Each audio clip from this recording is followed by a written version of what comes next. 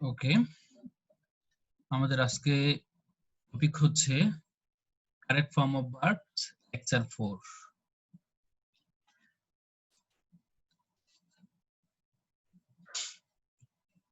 ওকে, এখানে দেখো as if, as though, এটা হচ্ছে অনেকটা সিন্স এর রুলের মতো। Since as a conjunction of time, গত ক্লাসে যে রুলটা পড়িয়েছিলাম অনেকটা ওটার মতো। সিন্স এর রুলটা কি মনে আছে? এটা সময় নির্দেশ করে। জি স্যার। কি বলতো? Sir present simple, present participle plus ing, past participle.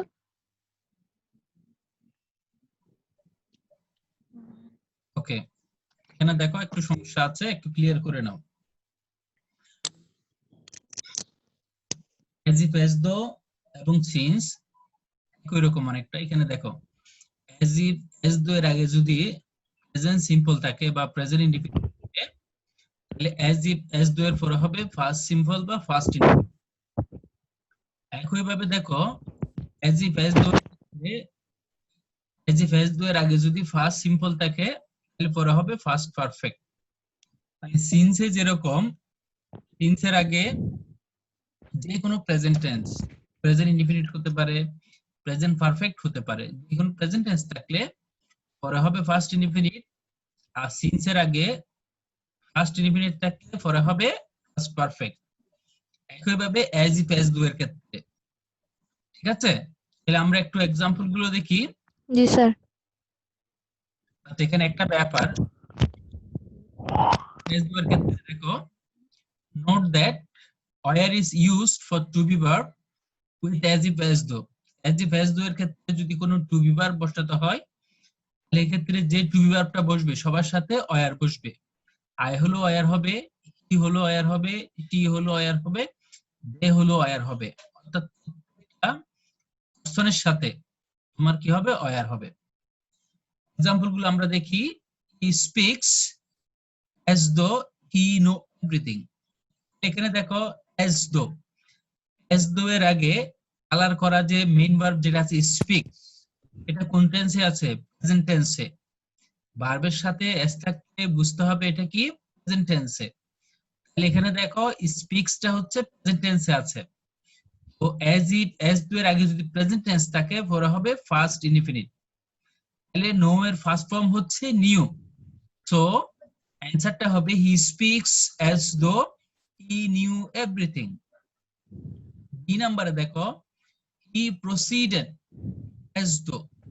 তাহলে অ্যাজ দো এর আগে তোমার ফার্স্ট টেন্স আছে, ইডি আছে। ভার্বের সাথে ইডি থাকতে বুঝতে হবে সেটা ফার্স্ট টেন্স।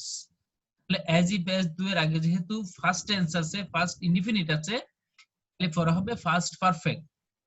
এখানে অ্যাজ দো এর পরে আই নট স্পিক, এটাকে যদি আমরা ফার্স্ট পারফেক্ট করি, এটা হবে আই হ্যাড নট স্পোকেন। হবে I had not has spoken. Not spoken. এরপরে দেখো he talks as if he be a man. তাহলে অ্যাজ ইফ এর আগে টক্স আছে, ভার্বের সাথে অ্যাজ আছে, ভার্বের সাথে অ্যাজ মানে হচ্ছে ভার্ব সিঙ্গুলার। তাহলে অ্যাজ ইফ, অ্যাজ দো এর আগে যদি প্রেজেন্ট টেন্স থাকে, তাহলে পরে হবে ফার্স্ট ইনডিফিনিট। আর এখানে ভার্ব হিসেবে টু বি ভার্ব আছে, টু বি ভার্ব হলে সবার সাথে কি হবে? ওয়্যার হবে।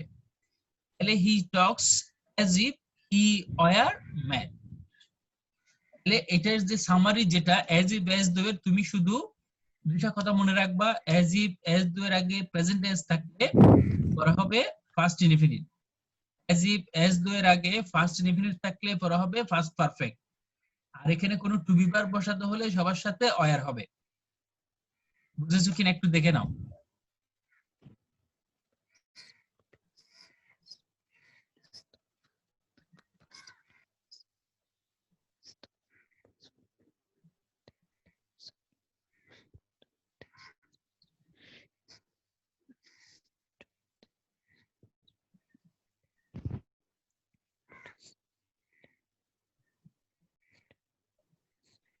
মূলটা বুঝেছো কিনা? জি স্যার।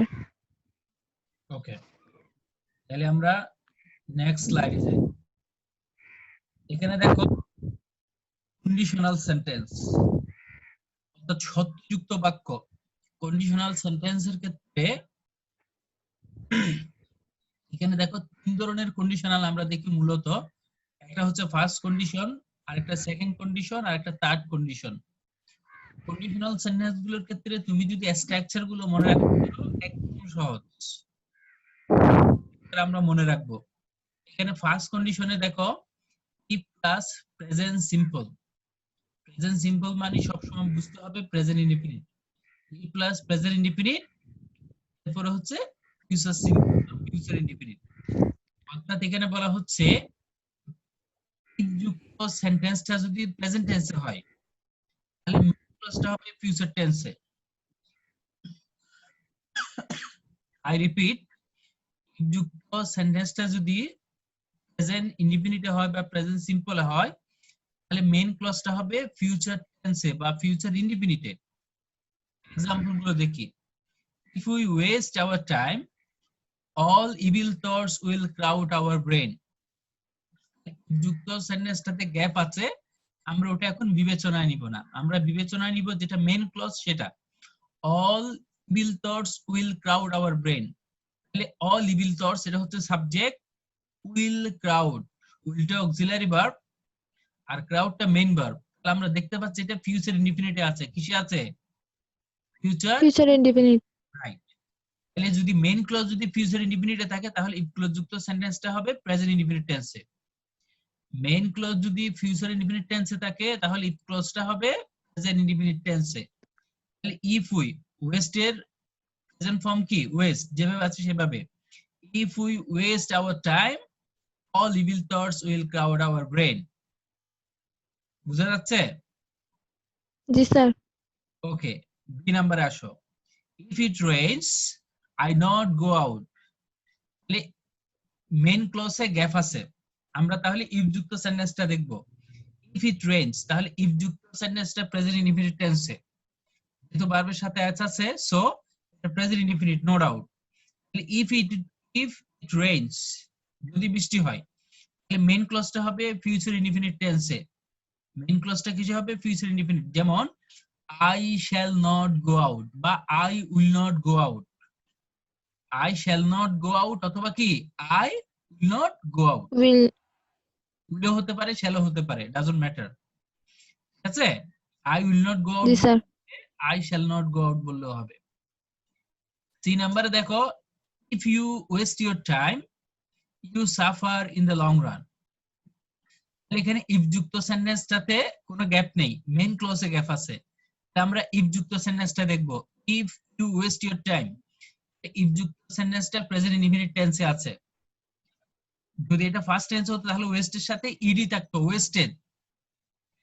যেহেতু এখানে ইডি নেই তাহলে এটা প্রেজেন্ট টেন্সে। ইফ যুক্ত সেন্টেন্সটা যেহেতু প্রেজেন্ট টেন্সে আছে তাহলে এখানে মেইন ক্লজটা ফিউচার টেন্সে হবে। এটা হবে you will suffer, you will suffer in the long run. D নাম্বারে দেখো, unless, unless equal to negative if clause. Unless মানে negative negative deep clause, if clause. হ্যাঁ, unless drastic action is taken, যদি কার্যকরী পদক্ষেপ নেওয়া না হয়, global temperature continue to rise by 1.4 to 5.8 degree Celsius. তাহলে এখানে দেখো মেইন ক্লজে গ্যাপ, যুক্ত সেন্টেন্সটাতে গ্যাপ নাই, তাহলে আমরা এটা বিবেচনা করব। এখানে আছে unless drastic action is taken, এটা মানে হচ্ছে if drastic action is not taken. Unless মানে ইফ নট, আনলেস মানে কি ইফ if not, নট। তাহলে if drastic action is not taken, global temperature will continue, এটা ফিউচার টেন্স হবে, সেজন্য কি হবে will continue to rise by 1.4 degree to 5.8 degree Celsius. আমি আরেকটু রিপিট করি, আমাকে যেটা মনে রাখতে হবে সেটা হচ্ছে স্ট্রাকচার। তুমি শুধু স্ট্রাকচারটা মনে রাখবা, বাকিটা একদম ইজি। তাহলে ফার্স্ট কন্ডিশনের স্ট্রাকচার হচ্ছে তুমি দেখবা যে যুক্ত সেন্টেন্সটা প্রেজেন্ট টেন্সে আছে কিনা। যুক্ত সেন্টেন্সটা যদি প্রেজেন্ট টেন্সে থাকে তাহলে হবে মেইন ক্লজটা হবে ফিউচার টেন্সে। যদি মেইন ক্লজটা ফিউচার টেন্সে দেওয়া থাকে তখন তোমাকে দেখতে হবে ইফ যুক্ত সেন্টেন্সটা প্রেজেন্ট ইনডিফিনিটে। বুঝেছো কিনা? জি sir. Main clause future tense হলে ইফ যুক্ত সেন্টেন্সটা হবে প্রেজেন্ট ইনডিফিনিট টেন্সে। ক্লিয়ার? জি স্যার। ওকে।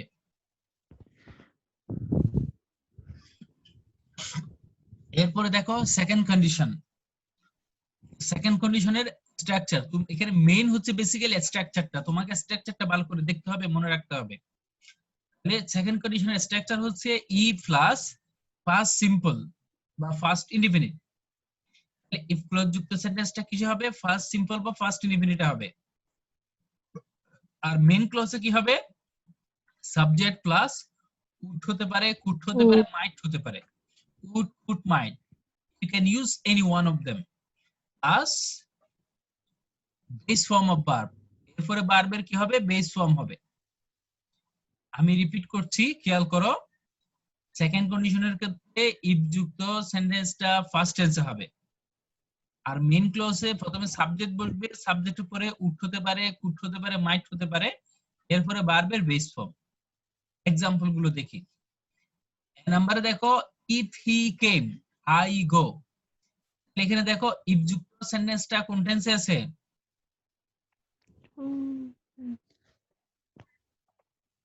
হি কেম এটা কোন tense? First indefinite. He came এটা কি? First indefinite. কাম। তাহলে কেমটা এখানে ফার্স্ট ইনডিফিনিট টেন্সে।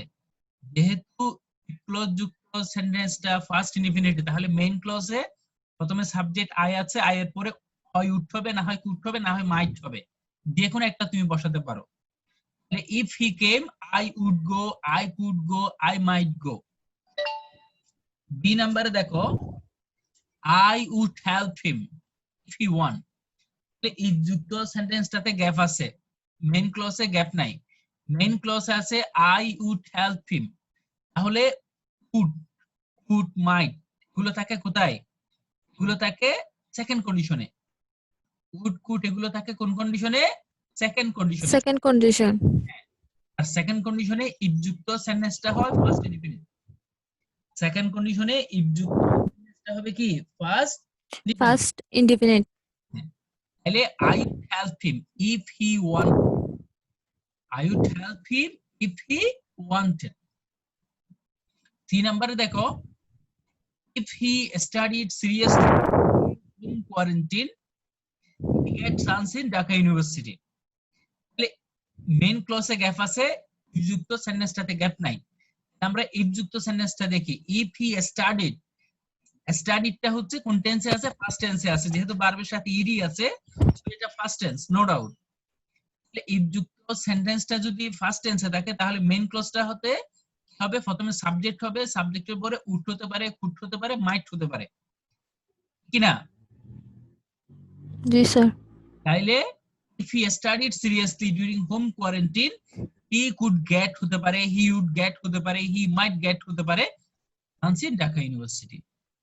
এখানে যেটা তোমাকে মনে রাখতে হবে সেকেন্ড কন্ডিশনে, সেটা হচ্ছে মেইন হচ্ছে স্ট্রাকচার। স্ট্রাকচার হচ্ছে ইফ যুক্ত সেন্টেন্সটা যদি ফার্স্ট টেন্সে হয়, তাহলে মেইন ক্লজে প্রথমে সাবজেক্ট হবে, সাবজেক্টের পরে উড হতে পারে, কুড হতে পারে, মাইট হতে পারে, এবং এরপরে হবে ভার্বের বেস ফর্ম। বুঝছো কিনা দেখো।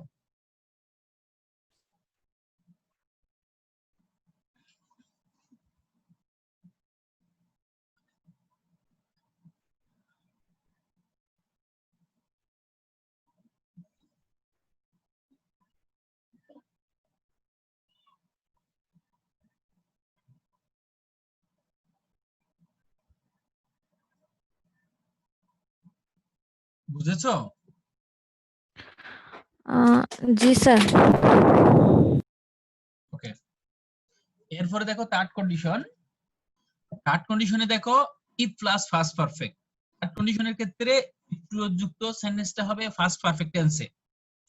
আর মেইন ক্লজের ক্ষেত্রে সাবজেক্ট প্লাস উড হ্যাভ হতে পারে, কুড হ্যাভ হতে পারে, মাইট হ্যাভ হতে পারে, এবং এরপরে হবে ভার্বের first participle form. I repeat, clause যুক্ত সেন্টেন্সটা ফার্স্ট পারফেক্ট টেন্সে হবে, এবং মেইন ক্লজে প্রথমে সাবজেক্ট হবে, সাবজেক্টের পরে তুমি চাইলে উড হ্যাভ দিতে পারো, কুড হ্যাভ দিতে পারো, মাইট হ্যাভ দিতে পারো, এবং এরপরে ভার্বের ফার্স্ট পার্টিসিপল ফর্ম। এক্সাম্পল গুলো দেখি। If I had seen him, তাহলে আই হ্যাড সিন হিম এটা হচ্ছে ফার্স্ট পারফেক্ট, অর্থাৎ প্রযুক্ত সেন্টেন্সটা ফার্স্ট পারফেক্ট টেন্সে আছে। তো যেহেতু এই প্রযুক্ত সেন্টেন্সটা ফার্স্ট পারফেক্ট টেন্সে আছে, তাহলে মেইন ক্লজে প্রথমে সাবজেক্ট হবে, সাবজেক্ট আই, এরপরে would have, could have, might have, তুমি যে কোনো একটা বসাতে পারো।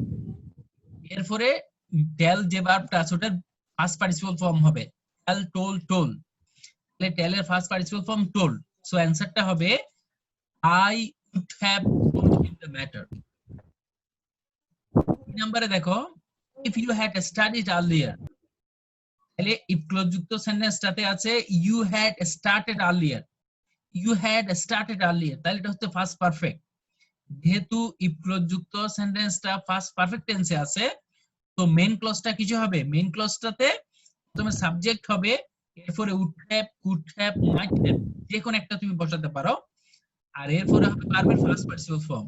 তো এখানে দেখো নট আছে, নট থাকলে নটটা যুক্ত হবে, তাহলে এটার অ্যানসারটা কি হবে, you would not have missed the bus, you would not have missed the bus.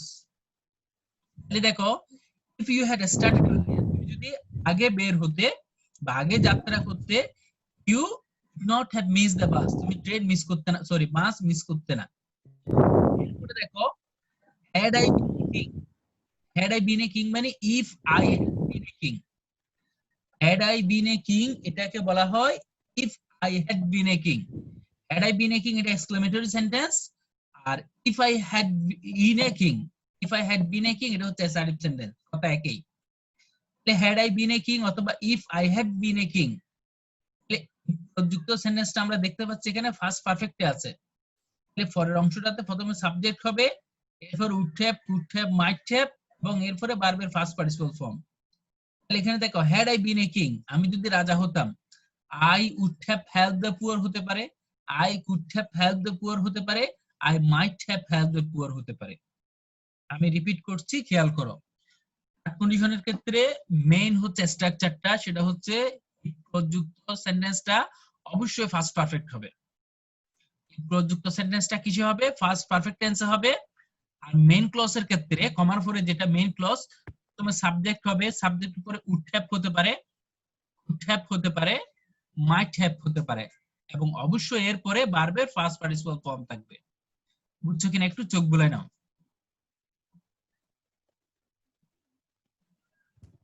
Sir C নাম্বারটা আরেকবার বলবেন? আচ্ছা, had I been a king মানে হচ্ছে if I had been a king, had I been a king এটা হচ্ছে exclamatory sentence, ঠিক আছে। এটার অ্যাসার্টিভ ফর্ম জি হচ্ছে sir. If I had been a king.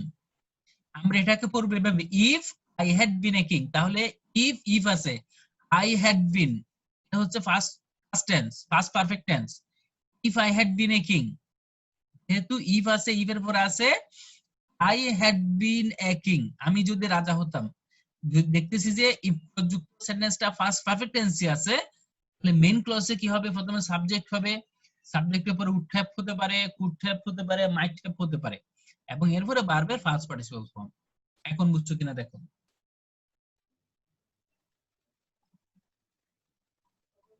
G sir. বুঝেছো না? জি। ওকে, এখানে দেখো প্যাসিভ কন্টিনিউয়াস, রুল গুলো ভেরি মাচ ইম্পর্টেন্ট। তো অনেক সময় আমরা কনফিউশন থাকি, ধরো এম ইজ থাকলে সেন্টেন্সে, এরপরে কি আমি কি এটা ভার্বের ফার্স্ট পার্টিসিপল ফর্ম বসাবো নাকি ভার্বের আইএনজি ফর্ম বসাবো, এটা একটা কনফিউশন সব সময় কাজ করে আমাদের মধ্যে। একটু দেখো, কখন আমরা প্যাসিভ বসাবো, কখন কন্টিনিউয়াস বসাবো, এখানে খেয়াল করতে হবে। দেখো সাবজেক্ট এবং ভার্বের মধ্যে সম্পর্কটা, যদি দেখো যে সাবজেক্ট ভার্বের কাজটা করতে পারে, ভালো করে খেয়াল করবে, সাবজেক্ট যদি ভার্বের কাজ করতে পারে বা কাজটা করার যোগ্যতা রাখে, তাহলে হবে কন্টিনিউয়াস টেন্স। আর যদি দেখো যে সাবজেক্ট ভার্বের কাজ করতে পারে না, ভার্বের কাজটা অন্য কেউ করে, তাহলে হবে প্যাসিভ ভয়েস। আমি আবার বলছি, সাবজেক্ট যদি ভার্বের কাজ করতে পারে তাহলে হবে কন্টিনিউয়াস। সাবজেক্ট যদি ভার্বের কাজ করতে না পারে তাহলে হবে প্যাসিভ। কথা বুঝেছো কিনা? জি স্যার। কি বলছি বলো তো? ভার্ব ভার্ব সাবজেক্ট যদি ভার্বের কাজ করতে পারে তাহলে হবে কন্টিনিউয়াস, আর সাবজেক্ট যদি ভার্বের কাজ করতে না পারে তাহলে হবে passive voice. Passive voice. Very good. আচ্ছা, আমরা 3 নাম্বার এক্সাম্পলটা দেখি। Education can serve what everyone is look for. এখানে দেখো, এখানে মূলত সাবজেক্ট হচ্ছে everyone, everyone is look for. Look মানে খোঁজ করা, থাকানো, দেখা, কিনা? জি স্যার। ওকে, এভরিওয়ান মানে ব্যক্তিদেরকে বোঝাচ্ছে, মানুষজনকে বোঝাচ্ছে। মানুষ থাকাতে পারে কিনা, দেখতে পারে কিনা, খোঁজ করতে পারে কিনা? জি স্যার। পারে। এখানে সাবজেক্ট ভার্বের কাজ করতে পারে নাকি পারে না? পারে। রাইট। সাবজেক্ট যদি ভার্বের কাজ করতে পারে তাহলে কন্টিনিউয়াস, তাহলে everyone is looking, everyone is looking. Looking. হ্যাঁ, ওকে। এরপরে একেবারে শেষেরটাতে আসো। when an invitation for a meal, যখন খাওয়ার জন্য দাওয়াত দেওয়া হয়, is accept, এখানে দেখো নিজের আগে আছে an invitation for a meal, খাওয়ার জন্য নিমন্ত্রণ, খাওয়ার জন্য দাওয়াত, ঠিক আছে? আর accept মানে গ্রহণ করা। তাহলে ইনভিটেশন, ইনভিটেশন কি নিজে নিজে তোমার কি কোনো ইনভিটেশন অ্যাকসেপ্ট করতে পারে, দাওয়াত অ্যাকসেপ্ট করতে পারে? না স্যার। অ্যাকসেপ্ট কে করে? মানুষ করে, ঠিক না? তাহলে এখানে দেখো যে ইনভিটেশন অ্যাকসেপ্ট করার ক্ষমতা ইনভিটেশনে নেই। এখানে অ্যাকসেপ্ট বা কাজটা কি সাবজেক্ট এখানে করতে পারে? না। পারে না। পারে না বিধায় এটা প্যাসিভ। যেমন when an invitation for a meal is accepted, it is regarded a definite appointment. তুমি ব্যাপারটা ধরতে পেরেছো কিনা?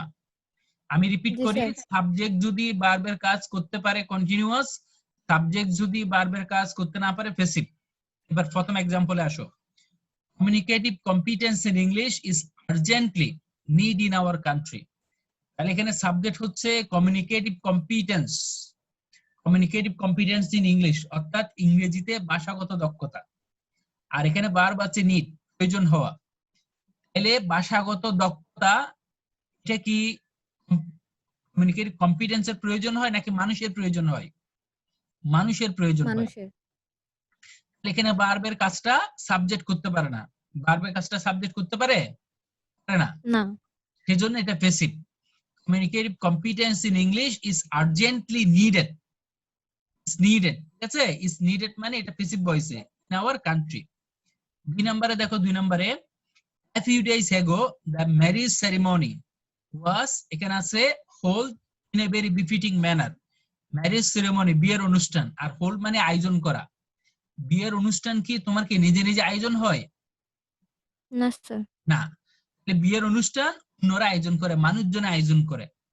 এখানে আয়োজন করার কাজটা ম্যারেজ সেরেমনি করতে পারে না, তো এটা প্যাসিভ ভয়েস। সেজন্য হোল্ডের ফার্স্ট পার্টিসিপল ফর্ম হচ্ছে held। সো সেন্টেন্সটা হবে a few days ago the marriage ceremony was held in a very befitting manner। befitting manner মানে জাঁকজমকপূর্ণভাবে।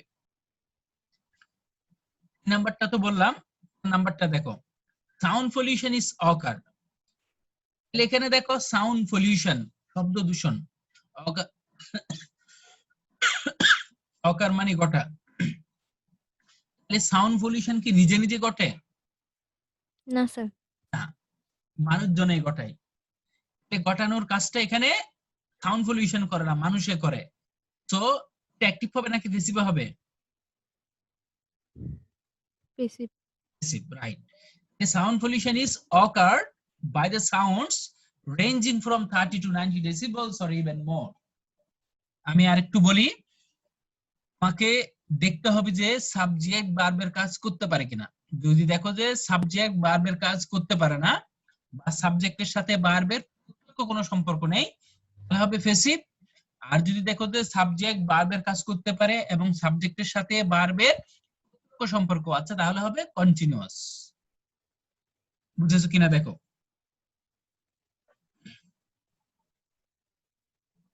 জি স্যার। আচ্ছা, আজকে তো এখানে 5টা স্লাইড ছিল, 5টা স্লাইডের মধ্যে কোনোটাতে তোমার সমস্যা আছে কিনা বা বুঝো নাই এরকম কোনোটা?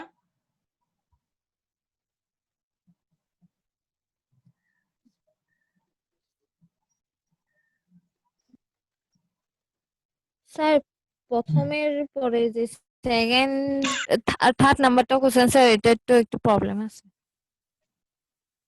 থার্ড কন্ডিশন নাকি সেকেন্ড কন্ডিশন? Third condition. আচ্ছা, থার্ড কন্ডিশনাল সেন্টেন্স গুলো তো হচ্ছে মেইন হচ্ছে স্ট্রাকচার, ঠিক আছে? স্ট্রাকচার গুলো মনে রাখবা। থার্ড কন্ডিশনের স্ট্রাকচার হচ্ছে প্রথমে ক্লজ হবে, হবে এর পরে হবে ফার্স্ট পারফেক্ট, অর্থাৎ যুক্ত সেন্টেন্সটা হবে ফার্স্ট পারফেক্ট। আর এখানে মেইন ক্লজের ক্ষেত্রে প্রথমে সাবজেক্ট হবে, সাবজেক্টের পরে উড হ্যাভ হতে পারে, কুড হ্যাভ হতে পারে, মাইট হ্যাভ হতে পারে এবং এরপরে ভার্বের ফার্স্ট পার্টিসিপল ফর্ম। এখানে 3 নাম্বার যে এক্সাম্পলটা আছে দেখো, had I been a king, ঠিক আছে? Had I been a king জি কে অন্যভাবে লেখা যায় if I had been a king, if I had been a king. তাহলে এভাবে যদি বিবেচনা করি সেন্টেন্সটা ফার্স্ট পারফেক্ট। যেহেতু ফার্স্ট পারফেক্ট তাহলে এরপরে আই হবে, আই এর পর উড হ্যাভ হতে পারে, কুড হ্যাভ হতে পারে, মাইট হ্যাভ হতে পারে এবং এরপরে ভার্বের ফার্স্ট পার্টিসিপল ফর্ম। এখন বুঝছো কিনা? স্যার, এখানে তাহলে ইফটা কেন দেন নাই? ভাই এখানে তো অ্যাক্টিভ প্যাসিভ নাই, কন্ডিশনাল ও, সেন্টেন্সে হচ্ছে তোমার কোনো অ্যাক্টিভ প্যাসিভ নাই, এখানে হচ্ছে স্ট্রাকচার বেসিস। বুঝতে পেরেছো? জি স্যার। ইফ যুক্ত যতগুলো সেন্টেন্স আছে সেগুলোতে স্ট্রাকচার দেখতে হবে, এগুলো স্ট্রাকচার। ইফ যুক্ত যতগুলো কন্ডিশনাল সেন্টেন্স আছে সবগুলোতে দেখতে হবে তোমার ইফ যুক্ত সেন্টেন্সটা কি আছে, মেইন ক্লজটা কি আছে, এগুলোর উপর নির্ভর করবে। এখানে তোমার স্ট্রাকচারটা মনে রাখতে হবে। আর ইয়ার ক্ষেত্রে অ্যাক্টিভ প্যাসিভের ক্ষেত্রে এখানে দেখতে হবে যে তোমার সাবজেক্ট এবং ভার্ব এই দুটোর মধ্যে সাবজেক্ট ভার্বের কাজটা করতে পারে কিনা। যদি দেখো যে সাবজেক্ট ভার্বের কাজটা করতে পারে এবং একটা সম্পর্ক আছে এদের মধ্যে, তাহলে এটা হবে কন্টিনিউয়াস টেন্সে। আর যদি দেখো যে সাবজেক্টের সাথে ভার্বের কোনো সম্পর্ক নেই অথবা সাবজেক্ট ভার্বের কাজটা করতে পারে না, তাহলে হবে এটা প্যাসিভ ভয়েসে। বুঝতে পেরেছো ব্যাপারটা? জি স্যার। হুম। ঠিক আছে, তাইলে আমি একটু অসুস্থ, আজকে এতটুকু পর্যন্ত থাক। আচ্ছা স্যার। ওকে, আল্লাহ হাফেজ, ভালো থাকিও। হুম। আসসালামু আলাইকুম স্যার। হ্যাঁ, ওয়ালাইকুম আসসালাম।